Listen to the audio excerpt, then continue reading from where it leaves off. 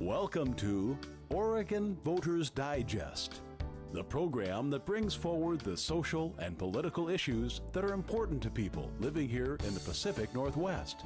And now, your host, Bruce Broussard. Welcome again to this segment of the Oregon Voters Digest. I'm Bruce Broussard, your host. And boy, we're going to have quite a show today. We're going to talk about the whole issue of homelessness, which is very interesting. And Wapato is normally the key person. And we have a gentleman that's very much involved with this piece. The neighborhood associations are all the neighbors of Portland are very, very concerned about the whole issue of homelessness. But that was one area there that they've been focusing on of late, and that was Wapato, and we just happened to have one of the members of that association who happened to be president of High Noon. His name is Jeff Geisler. You've seen Jeff on here before, and so we're going to take the opportunity to spend some time with Jeff and to give us sort of an update from the time that he was here once before and bring us up to date and where we're going and how we're going and hopefully to solve this issue that tends to predominate all of our thoughts here. That's a big issue. Big issue here, and it's called homelessness. And I might add now, just to add that, I want to thank you very much for reaching out to the Marine Corps and the veterans, if you will, during this particular period of time. You know, we had the Marine Corps birthday that was just the other day, and I went to an event last night, which was a kind of an interesting piece. Thanks for your service. Well, thank you very much, Jeff. And a lot of folks were doing the same thing Jeff was doing. So we want to thank you. A lot of the businesses opened up their doors and fed them and all, and that was just awesome. I mean, the veterans across the board. The Tribune, I got to take my hat off to the Tribune. They had an insert for veterans. Veterans that were living here within the metropolitan Portland area and Multnomah County, and it was just awesome. I mean, these were people that were living right here in the neighborhood that a lot of people didn't even know about. Okay, and I had the opportunity to interview a gentleman by the name of Doug Burrito, and he was very much involved with the construction and building of the Vietnam Memorial down at the zoo. And I interviewed him the other day, and he was a very, very interesting guy. And that was the other thing too. The cadets from Annapolis, Navy cadets from Annapolis, not just cadets, but the folks who had gone to Annapolis, put on a nice luncheon down at the Spaghetti House of all places. Spaghetti House. I used to manage for that. Marines. Is that right? Oh, the old Spaghetti Factory. Yes, yeah, it's great. The original one, not the one with the tile roof. Not right now. Okay, cool. but anyway, we had quite an affair. They invited all the Marines, all the old Marines and whatever, and we all had lunch over there. I was a participant, and I ate my fair share. Yeah. but anyway, again, like I said, I want to thank all of you who basically reached out and recognized the veterans of our area. We do this every year, so to speak. So again, thank you very much. Okay, good. Now, having said that, now what we're going to do, we're going to get right into where are we with one segment of the homeless segment. I might add, I'm not going to spend this much time at this point in time on it, but I will be an official candidate for mayor of the city of Portland, and as soon as I get certified, I filed last week. And so now I have to be certified, and once I've done that, I've got my issues, and as far as the issues are concerned, I'm going to share with you and share with you and all the other candidates are running for mayorship, and the city of Portland for that, and the county if necessary, because that's what it's all about. We want to know what their issues are and how they're going to stand on those issues and the solutions to those issues. And good leadership. And the good leadership, because that's what we're lacking in many ways. Okay, good. So now you got that piece, and so here's Jeff, as one would say, here's Jeff. And well, so here's, how you doing, Jeff? First of all, identify for some of the newbies on there about High Noon and who Jeff is for that. I'm just the chairperson for one neighborhood out of 94 neighborhood associations in Portland.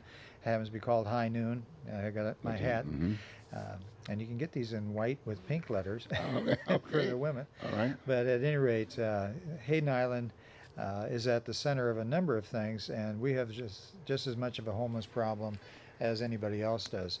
We're a little different in our neighborhood in that we actually approach the homeless as they land on the island, and we try to get them help.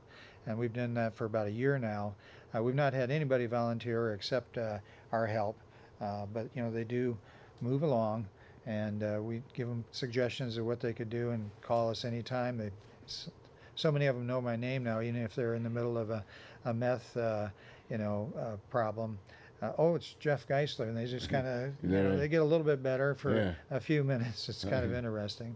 But we talk to them because they're people, and we'd like to see them get rehabilitated and have a better lifestyle. But what I want to get to at the beginning of the show and at the end, if that's okay, is that we're going to have one more large tour of Wapato, which is a facility that's 156,000 square feet. It's not but 10 or 12 minutes away from here, and it could easily be a life-saving place where you can get the homeless in there and they can have facilities and services, with the goal being admission, with the end goal being exiting back into society, maybe even retrained for jobs that are currently needed today, and followed with their medications and their medical checkups, so that they become contributors instead of people who are homeless and helpless, addicted, mentally ill, confused. There's a variety of problems out there. But at any rate, within a week or two at the most, we're going to have another tour of this facility.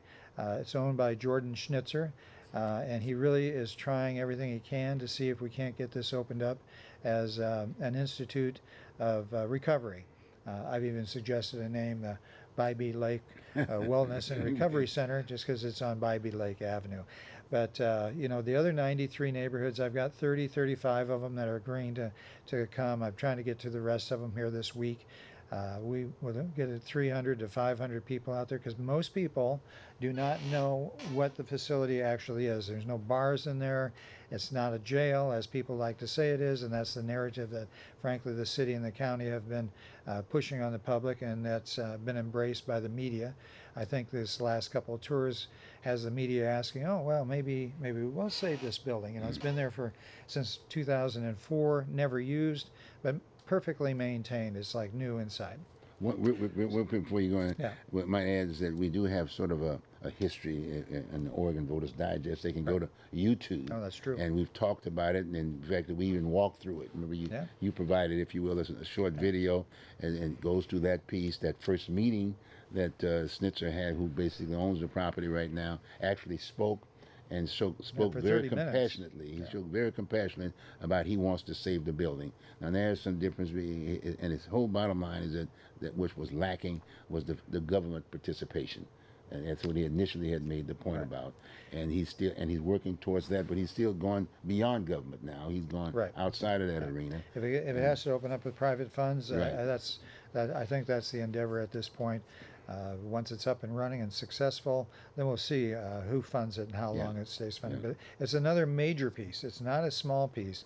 The city of Portland has a 10-year plan to build houses for these homeless people. That's a 10-year plan. We have a crisis. These people are in crisis, and we have winter upon us right now. And one of the 10 things that the American Psychiatric Association has pointed out, that not only do the people that live on the streets for 10 years or more, they lose about 30 years worth of lifespan. Their average is 41 or 43 years versus getting up to 69 to 72 for men and women. And right now, we need to get these people into some shelter. That building, with the right tools and the right people and the right organizations, University of Portland, OHSU, Jordan Schnitzer has talked to all of these major players, and they've shown an interest in getting this facility up and running. So my number, I'm going to give you my number, because I want to get as many people to go to the tour of Wapato, the Bybee Lake Wellness Recovery Center. It's 503-936-2425. Let's see if we can put that on the screen too, by the way, guys. What was that number again? 503-936-2425. And if I don't answer, I'm good at calling right back. So. Okay, cool. Okay, and that is basically get the details of regard in terms of Well, as soon the as I meeting. know when the meeting is going to be Okay. scheduled, Okay. I was tentatively for this coming Friday. I've not heard that, so I think the path that they're on right now. Jordan has talked to Alan Evans of Helping Hands, who has 6 or 7 different facilities along the coast, 200 people being served there. He has a compelling story of homelessness and addiction himself. So he, along with a senator and maybe Volunteers of America, they're trying to put the pieces together and present a plan. But what he really wants is as many people to see the facility and the potential of a facility that has 9 separate wings, has a courtyard, has acreage, That's awesome. plenty of parking, and it easily could have bus service, even though we've been told over and over, oh, it's out of the way. Well, 5 minutes away is North Portland's St. John's. Keep going, keep going. You look at me. I'm sorry about that. I'm better than you. I turned my phone yeah. off. Yeah, I mean, I don't know why this guy would do something like this. Okay, you good? You good? Yeah, I'm good. Good. You good? Just keep talking. Anyway, let's see if I have my place here. There's one of the, I call them homeless amplifiers. There's a study that was done in Canada, and basically, I just run through it really quickly. The reason I say it's a crisis is that the mortality rates and unintentional injuries, bruises, cuts, burns, fights, those are common experiences of people that are in tents or in sleeping bags or whatever they have. There's a violence factor in these different communities of homeless. We have a fellow that's for 10 years I've lived on Hayden Island. He's been in the turnaround, for the freeway for all those 10 years. His name is RJ. Talk to him frequently. Try to get him help. But he's experienced getting beaten up by other homeless people, and they steal each other's stuff all the time. So it's not a good life. There's also musculoskeletal disorders and chronic pain. A lot of these people have joint pains, ligaments and tendons. Hunger and nutrition obviously is a problem. Skin and foot problems, I think kind of an overlooked thing, but when you're not clean and you have no place to do your business, foot and skin problems become a daily problem for these people. It's not something you ever hear anybody talk about, but infectious diseases, of course. Women are frequently raped. There's many statistics on that. I don't want to quote them because they're not good. None of them are good, but some of them I hate to think are as dramatic as they report. And they have dental problems. In fact, anybody that's ever met anybody that's on meth, they're lucky if they have any teeth. It seems like that's just part of the deal. A couple of years on that and you're in trouble. And they have respiratory illnesses and chronic diseases and disorders as well. So sexual reproductive care needs to be given to them. And of course, last and not least is the mental health issues. So that kind of wraps it up. When you start looking at homeless people, they are people. They probably have some pretty interesting backgrounds. Some are college educated. Some have been in they just had one major problem that threw them into a lifestyle that is just really hard to get out of. And we just want to help them. This particular facility can handle 550 people and maybe as up to 2,000, all with the idea of getting them services and an education, re-educate them, give them some tools for jobs, and if they leave, then follow them up with health services as well. And in this city, I don't think it's that hard. I'll go along with the mayor and the Multnomah County, and that services are all around the core area of the city, but we can put them all in this one place. So follow-up is possible. I might add too on that particular note, and that's one of the reasons why we're doing this here at the Voters Digest, and some of the things, reason why I'm running for that matter, is it's interesting is that we had a similar kind of a concern back when we had all of the animals on the streets. We had dogs, we had cats, all kind of things on the streets and whatever. We have a cat spading program on the island that Audubon Society participated in, which is the first time in the nation that the Audubon helped with Feral Cat Society. It's a test unit, and I can tell you from living there, I don't see very many stray cats. Oh anymore. no, that's what I'm saying. But we had a lot of other issues that we were Right. talking about, and so as a result of that, we came up with the Humane Society. Right, that's you know, true. and that's then true. and That's then how the it came out. county, and it's under the county. So we have a process. So that's why, and they're being taken care of. They're basically being reached out, if you will, to the folks to adopt these kids. My point is that it's really a sad note that here we're willing to deal with the issues of Cats and dogs. cats and dogs as opposed to human beings. Yeah. I mean, we got kids, we got senior citizens. I mean, everybody, anybody can get affected. And we're not talking about. In fact, I Google a couple of things. I Google on your phone. You can do it now. You can Google how many homelesses are there with vets here within the city of Portland. It says something like 13 or 1,800 people. And then you Google the idea of just homelessness across the board, and this is about 34,000 people. Right. Yeah. That's a big number. That's a big number. It is a crisis. We got a crisis. So It I is just a wanna throw crisis. that out Yeah. there. This to have a 10-year plan for building houses is just. I'm sorry, Mayor Wheeler. It's just that's not fast enough. No. It's not even close to being fast. Yeah, but you the got other- $100 million Right. for building housing. Really? We only need $10 million right now to get this facility open in probably Yeah. 2-3 months. Yeah. But then at the same time, let's be fair about this whole piece. The housing is not for someone who's not going to be able to pay something. Right.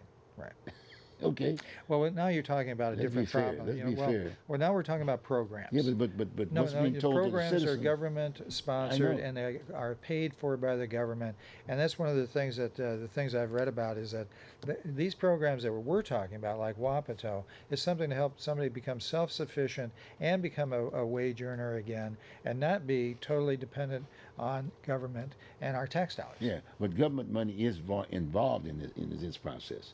Well, I mean, government money Heavily. built this thing big time. You know what I'm saying? At the tune of about 60, 70 million bucks, and it was worth today about 100 million. well, I don't know. When I was younger, I worked as a union carpenter for the Housing Authority of Portland, which is now called Home Forward. Yeah, Is that what yeah, it is? mhm. It's interesting that they changed the names of things so people maybe don't recognize them. That's just my Government money, opinion.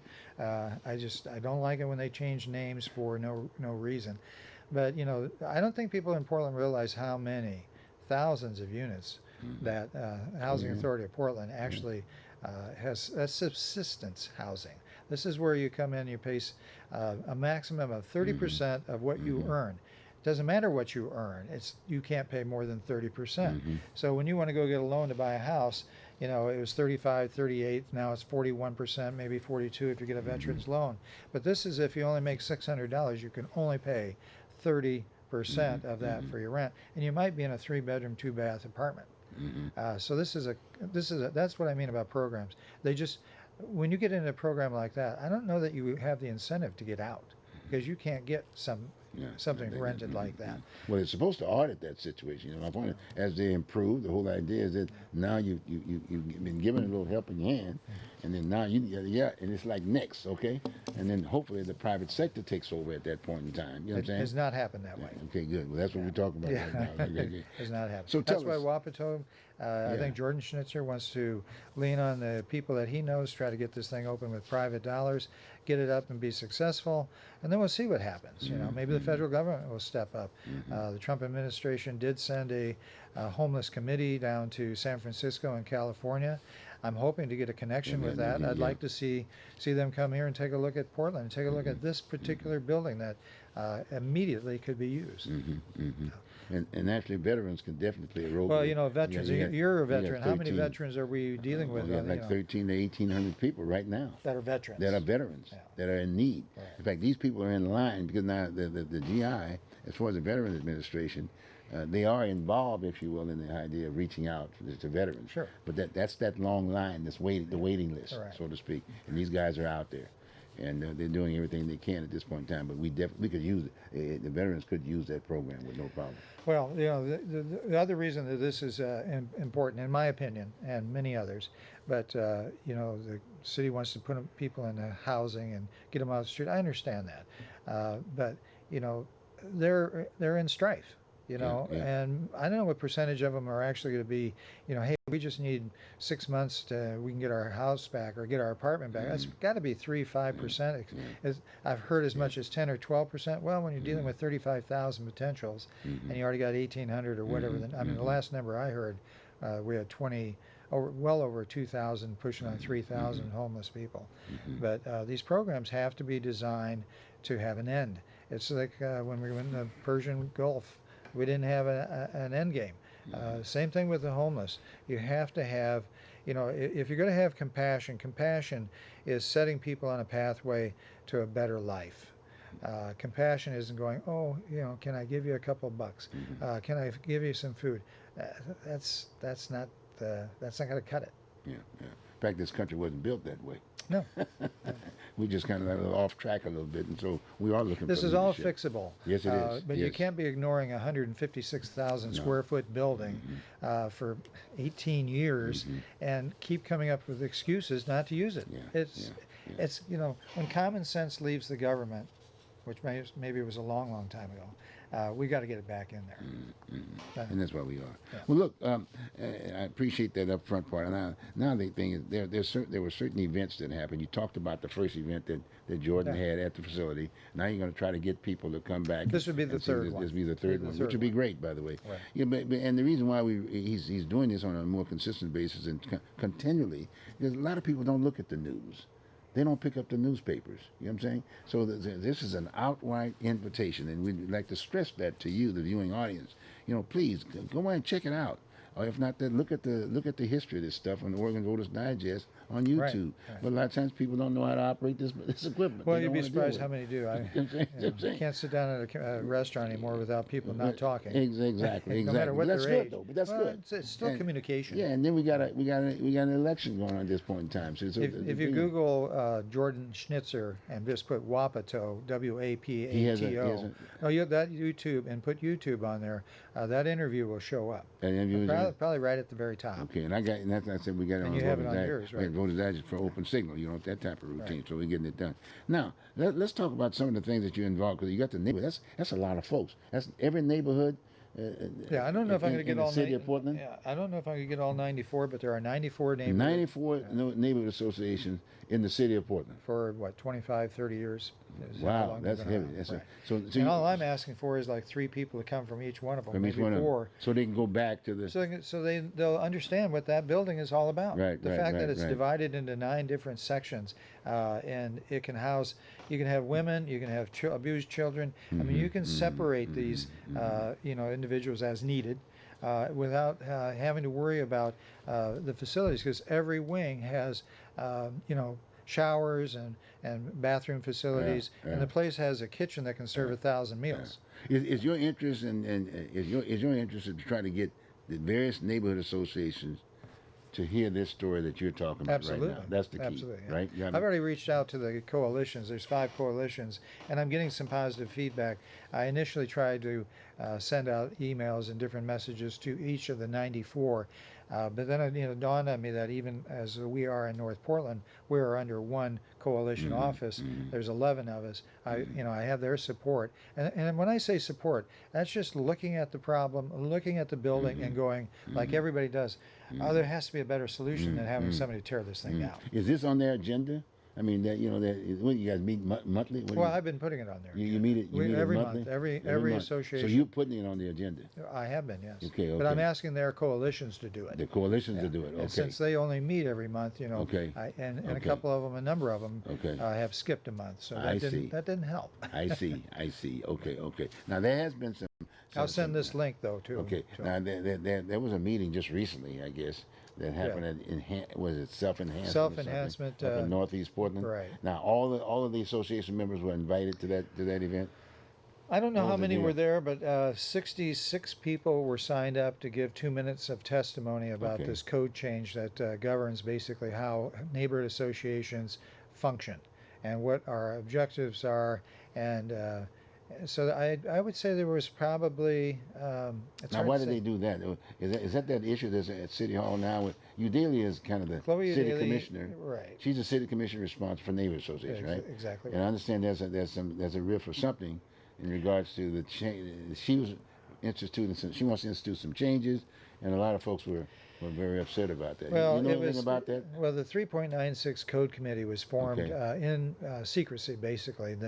It's all about the neighborhood associations, but none of us neighborhood association chairs or our officers were notified. There's no notice, and it didn't go to the coalitions. If it did, I've not been able to uncover that. But the main thing is that here's the plea. Well, we've had this code for 30 years.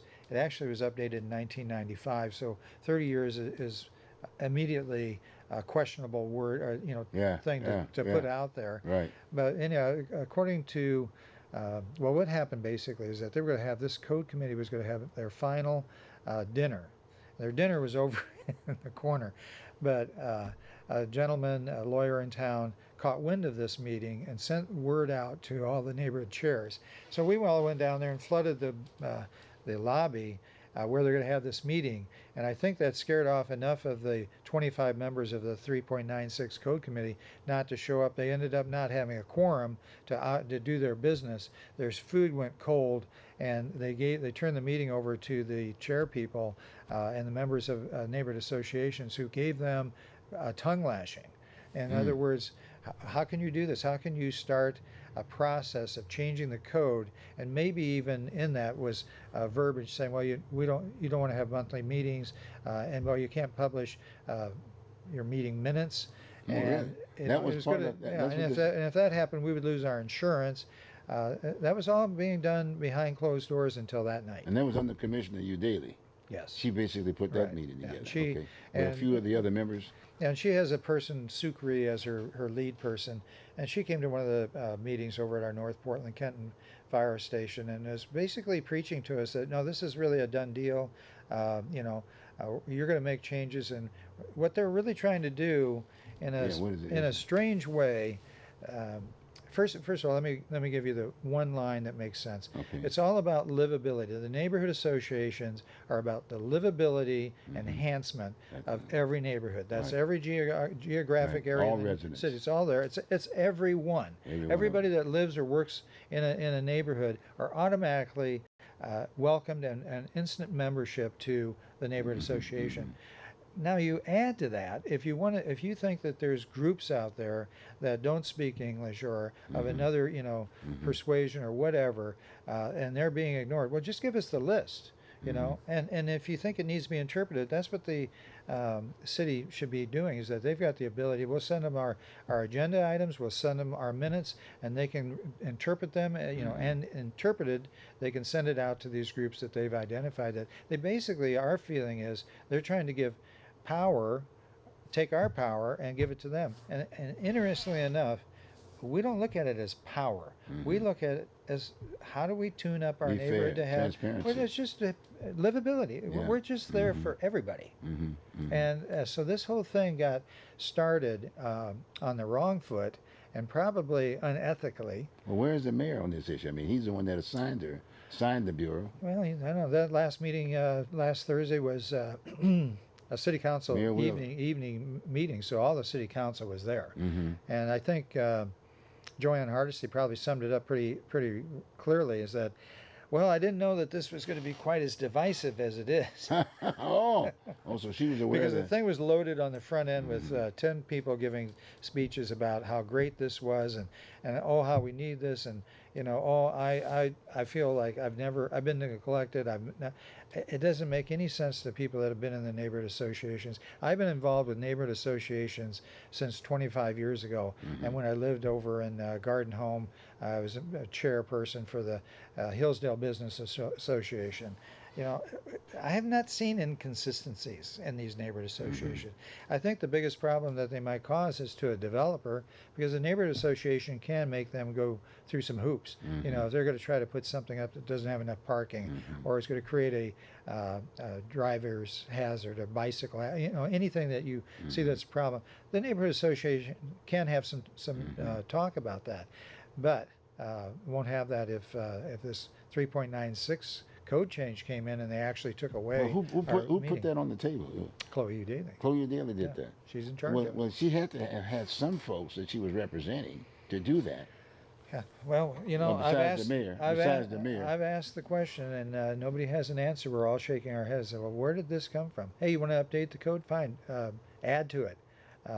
If there's some problems, according to the city auditor, the coalitions have been operating, some of them in bad faith. Well, I don't know.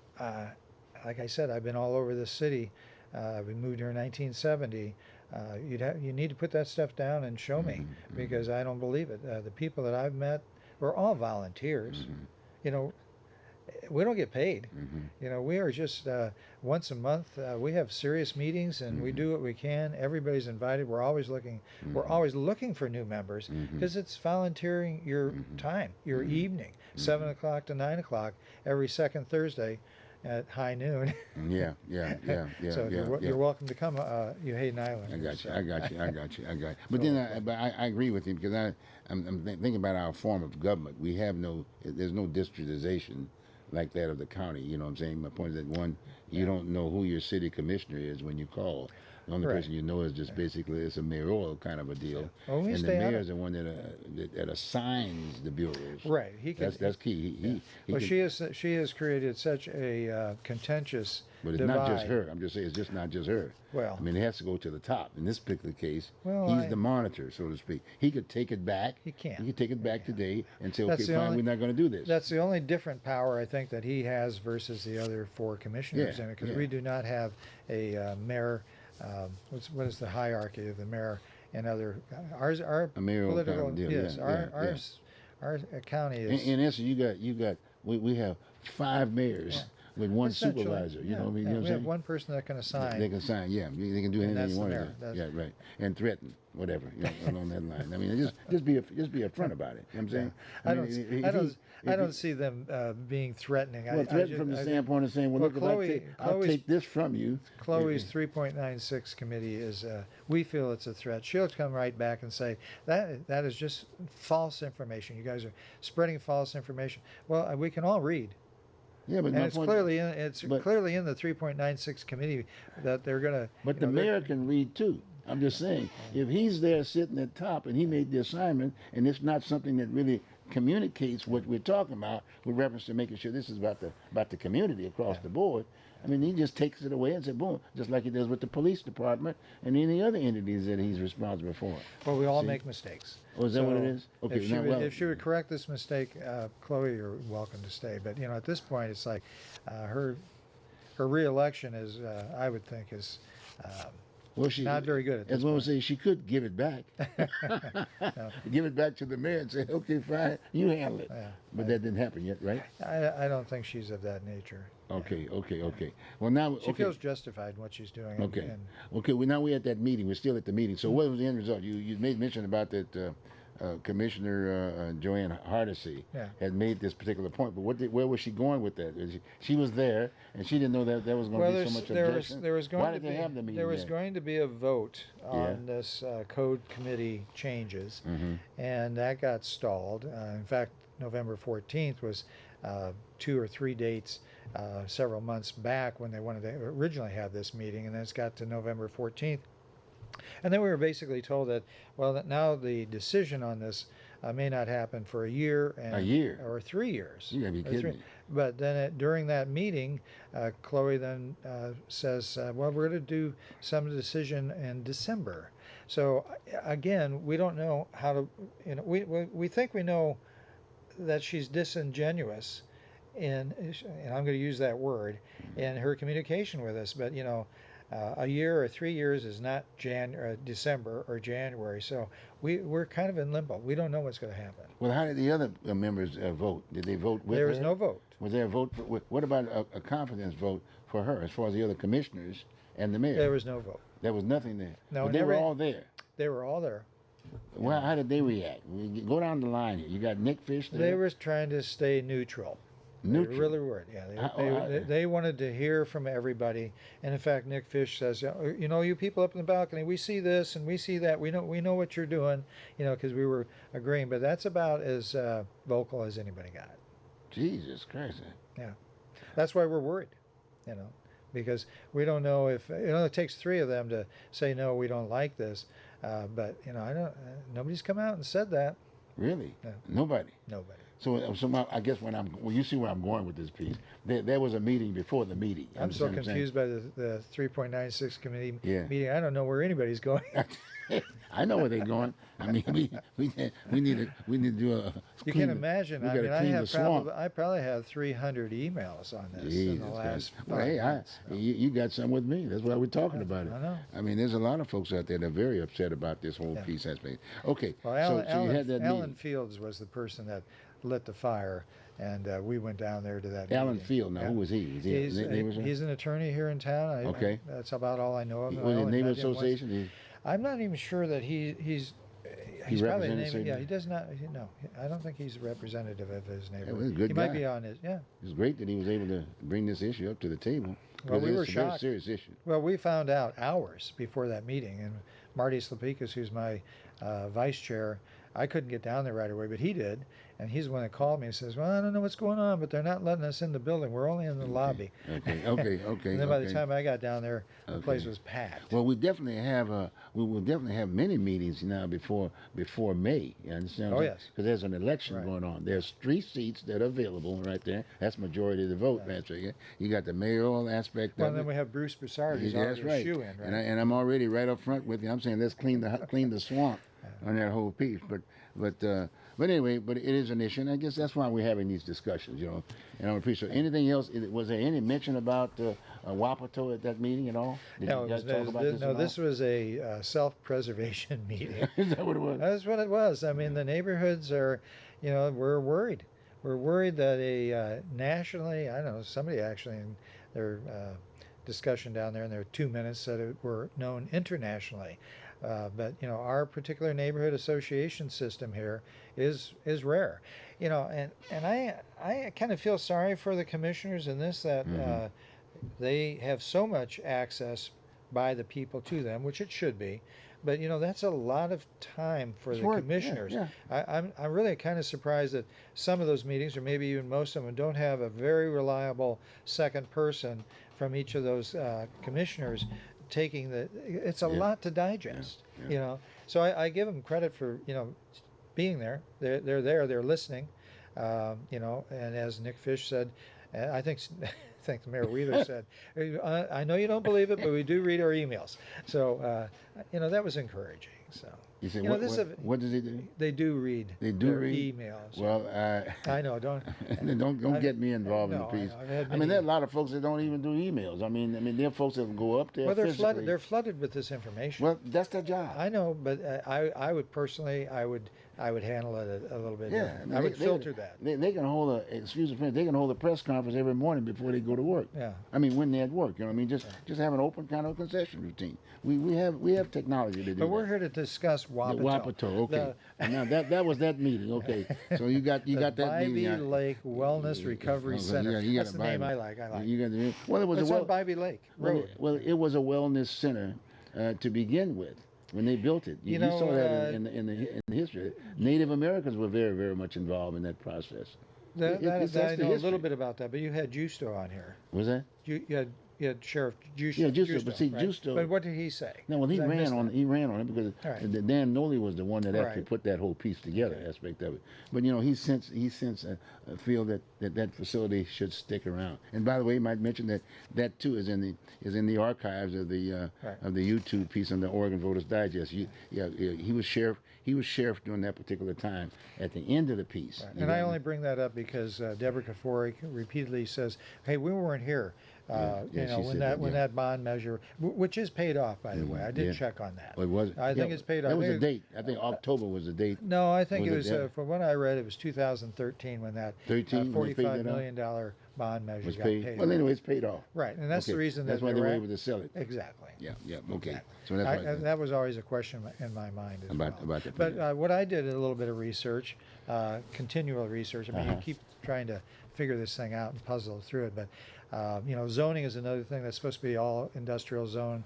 The land is actually owned by the Port of Portland, so they have an input into what kind of property gets there. But obviously they conceded that this Wapato building would be built on that bond measure. But now the use in that area is in dispute. But as I went through chronologically, year after year after year, it kind of changed. And the last thing I read this morning was that it actually could be a homeless center based on some manipulation of the zoning. I have to go back and pick that up. It's like I said, I just read that. But you know, the city and the county, they're in charge of zoning. It's just like And the state. yeah, and they've been saying that's a good point. The The state's state of very much Oregon is, involved. yeah, definitely. Very, very You much know, they can involved. kind of override some Yeah. things. But you know, the misnomer, in my opinion, after talking to people from TriMet and a retired TriMet designer, he says, "You got St. John's is 10 minutes away. Yeah. You know, Yeah. the bus service is It's all right over around the St. corner. It's John. not It's that just far. around the corner." Yeah. And I went around to the different homeless places, you know, like Dignity Village, and I went to all of them, as many as I could get to, because that one that's down there. Wow, I can't remember the name of it. It's over there below Overlook Neighborhood Association.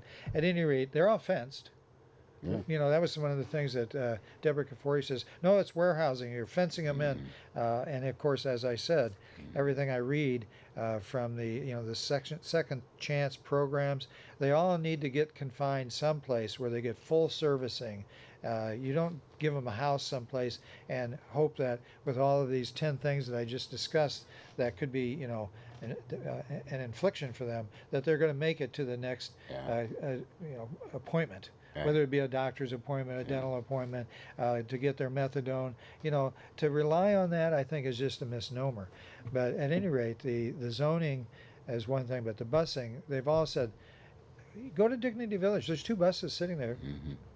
They use it as a stop, a rest stop. You know, I was shocked when I went over there and I thought, hey, I asked the guy, I can almost remember his name, Wiggy, or something like that. At any rate, he said, oh yeah, well, we have regular bus service. Well, that wasn't there before Dignity Village. Right. Because there was right, nothing there. Right. Right. You know, right. so you can't right, tell right, me. Right. Yeah, It can be changed. in my It can be opinion, changed. it's bus services all around. Yeah, the place, right. so. I think that one of the areas that they were really concerned with, as far as the port was concerned, and the point was that we got that out of Gusto piece, was that the residents, if you will, the owners, if you will, the employees in that area were concerned about if it was a jail. By using the word jail, that means when folks get released, they would be released there, and all of a sudden they'd have all kind of burglaries and all that kind of thing, as far as in that area. Got me? Well, Columbia Clothing made a statement. I can't remember if it was Tim Boyle or if it was Gert. You know, Gert recently died. It was a big God bless loss. her soul. Big She loss. did a good job. That's a She- phenomenal, she was a phenomenal heck of a asset woman. to the. Yeah, Steve this- Dunn did quite a job on it. You know, Oh, he did a nice piece on her. You can do But it. they have a huge facility, Yeah. Columbia Sportswear, right next next to door, yes, Wapato. yes. And they the issue came up. What if people have a real need or something, and they don't have enough services there? Gert or Tim said, we have so many employees over here. There's no reason to think that can't they're going run to feel into- like they're isolated. Yeah. We can just walk over there. Yeah, you yeah, know. yeah. So And you he's know, contributed to the cause too. Somewhat Yes. like Jordan well, Tim Boyle Put what, $1 contributed million $1 million bucks into in the Homer Williams Homer piece Williams. downtown. yeah. No concern, but you know. Well, you know, that's Jordan Schnitzer is now looking for private funds. I started, you know, it's I don't know a thing about GoFundMe's, but I started a GoFundMe for Wapato. It's on there to raise $250,000.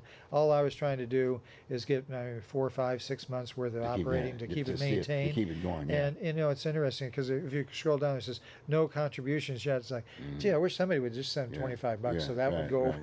You go Go away. I away. got you. But look, And it would all go into a trust fund. But I think you're encouraged from the standpoint. At least we're talking about it Yeah, on the they gotta- table. somebody has to do something. Yeah, at some point in time we got to do it. And then as far from Future Reach's standpoint, you know, and if in fact it gets sold right with the county government, that's their government. They can actually put some input, and that Sure. goes all the way up to the federal deal. So I think we're doing real well. I mean, at this point in time, I think it's a good. Well, thing. we're optimistic for the first time, and even the news media has kind of had to step back against their narrative because their narrative has been basically the same as everybody else's. That's negative. It's never going to open. Hey, it's been there for 18 years. Obviously, it was a big mistake, as Deborah Kafori would like to say. I don't think it was a mistake at all. At the time, we needed more jail space. And then, of course, the statistics show that crime is continually going down at that time. Well, I don't think that's true today. And we have a police force that's been decimated. I mean, probably down to, a third to maybe just under a half of what we should have. And people are taking their early retirement. They're any way they can get out of being a policeman in the Portland area. But the optimism side of that is, okay, so clear back in the Reagan years when defunding for mental health institutes occurred, it's time to rebuild that industry. I agree that a full-serviced, fully armed police officer isn't necessarily the person you want to have to a domestic dispute. However, those can be quite violent. But we need more people that are in psychiatry and in social services and that are trained for that level of encounter. And it's not a major crime facility because these are people that are under a year. See, under a year. If you're under a year, kind of a situation so there's not no heavy. Well, people. I've talked to 5 different police officers, 2 that are retired. I mentioned it to Deborah Kafori's Adam. I think that's somebody on her staff. I said, if this does get opened, are restrictions on the police going to be there? They won't allow people to be referred there, and what I'm understanding is that won't happen. But there's a lot of powers around here. But the point is just like I talked to Haven of Hope in San Antonio, Texas, and that's where Homer Williams went down and actually flew down there and spent time. He likes that facility better than any other that he found, and it's turning out there's others like that, where the people are referred there. They can leave. This is not a detention facility at all, but the point is everything is there that they need, and from what the history of Haven of Hope has shown is that they don't want to leave. Their life gets changed. Yeah, nowhere to go. And then they do want to go back into society. They want to get back to whatever loved ones that basically gave up on them. Well, they need jobs. You got to have a job. Get their dignity. Today's jobs. Yeah, today's job. And there's lots of jobs. We got unions. We got trades all over the place. Aspect of it. But again, you got to have the kind of personnel that understands it. Well, on this subject of Wapato being at jail, which it's not. That's why I wanted everybody to go take a look at it. Not a jail. But the thing is that I really think a new term should be applied. It's called street prisons. These homeless people are, in a sense, in a street prison. They are dealing with all these other people. Nothing is easy. They have no place to do their hygiene, and they have fights. Some people have weapons. I mean, and they can't escape. Yeah. That's the key. They can't escape on their own. And if you go and just look up the American Psychiatric Association and their findings on homeless, they will embellish that point. They will choose drugs over help in almost every instance. And like I said, maybe according to Homer Williams, he keeps saying, and probably correctly, that there's a good number of these people that just need a little leg up. They need help with their rent, or they need to get back. I agree with that. But the majority of them, by far, have mental illness problems, addiction problems, all of the other things that I mentioned. And one of the things I did not mention in all my reading is that if somebody has, I like to use the word, there's confused people out there. And there's people that have mental illness, but their mental illness has been demonstrated to increase because of being homeless. So now their decision making is even worse. So, and that's why I really think having an institution, you get them in there and you've got doctors, you've got dentists, you've got all kinds of service providers, and then you have the follow through after they leave. And by the way, I might add too, and I'm sure you'll agree with me on that deal. Just go back to the history. Google Wapato and go back to the rationale as to why it was proposed, if you will, by Dan Noley, the sheriff at the point in time. And passed by a large margin by the public. Yeah, it was passed. Yeah. The money was there. Initially, it was about 90-some acres they were looking at. Yeah.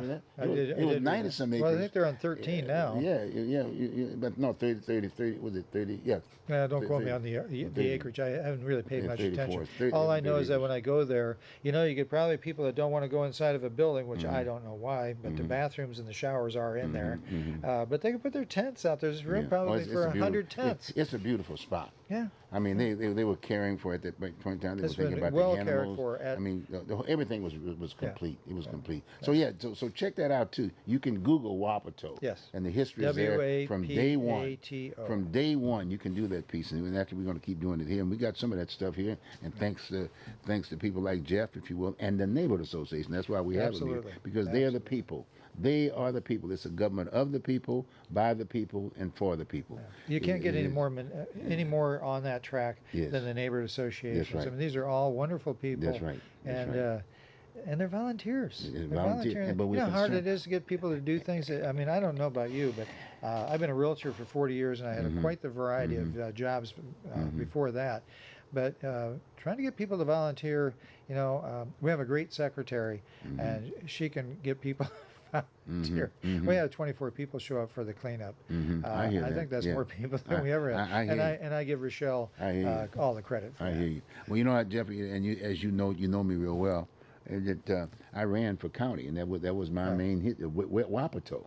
We talked about it Oh, during yeah. that particular time, and I rest assure you, if I had been county commissioner, we wouldn't be talking about this right now. We'd be moving and doing other things. Well, 'cause hopefully it is going to happen. It's going to happen. I think it's going to happen. think I it really is. think it's going to happen. Now, okay, we've talked about the meeting at self enhancement as far as the neighborhood association is concerned, and we talked a bit about there's going to be another meeting at the site. You're At the trying to get folks Wapato at site, the Wapato right. site Yeah. aspect. Those are of two it. separate things. And you also made the point about Senator, was it Betsy? Betsy Johnson? Betsy Johnson. Right. And she's not necessarily from this area.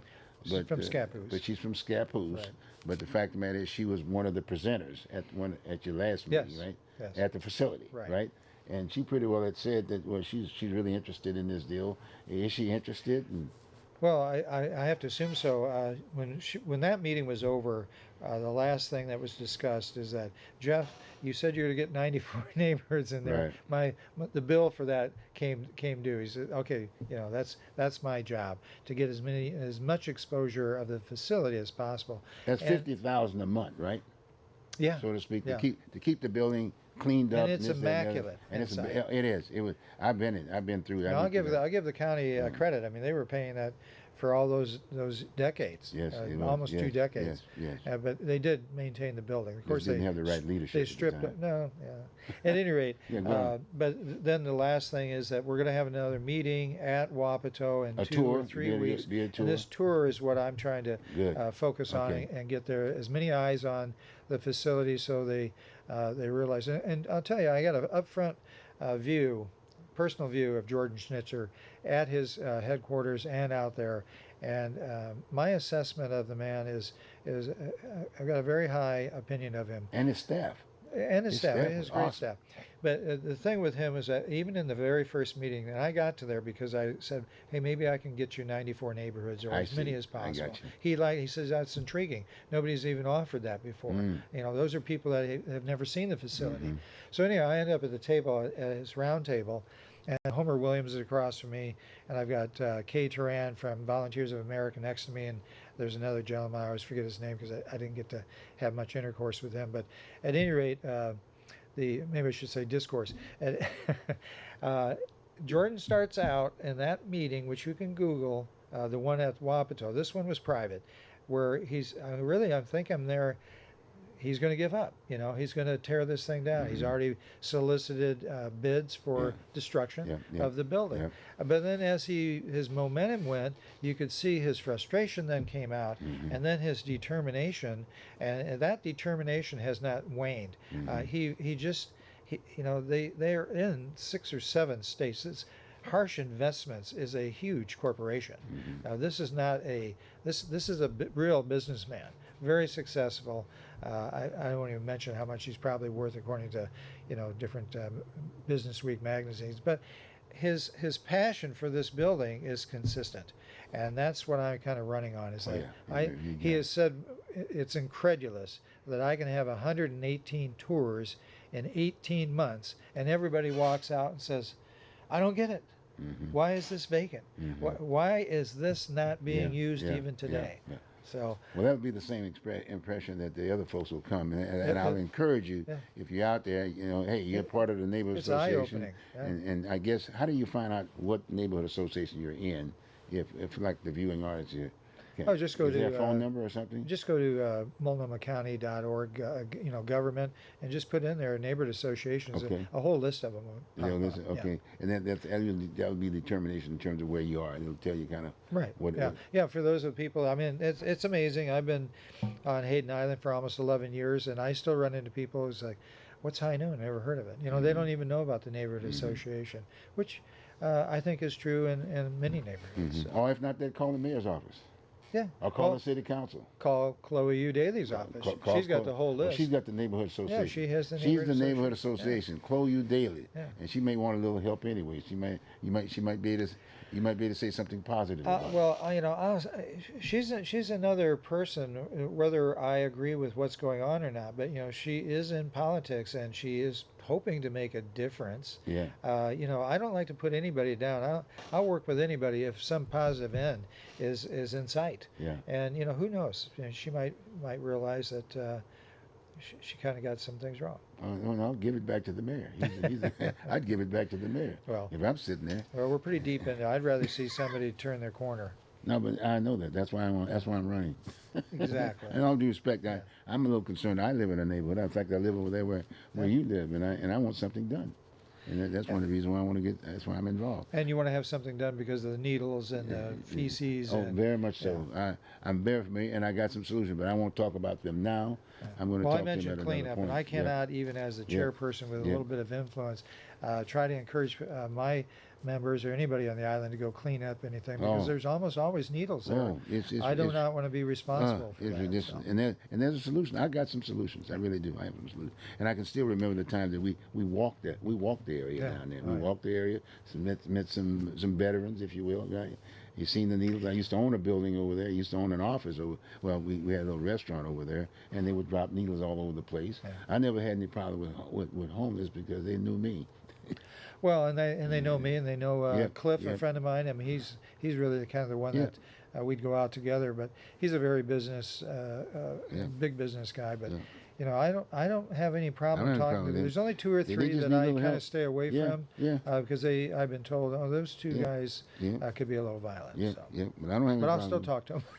but I mean, we got to solve this problem. Yeah, it's solvable. But you got to do something. We got to solve this problem. You can't have a 10-year plan, people. Yeah. It doesn't make any sense. Right. And as a realtor, I have clients who recently, a guy opened up a dog center for doggy daycare. It took him 5 months to go through hoops that none of the other doggy care centers had to go through.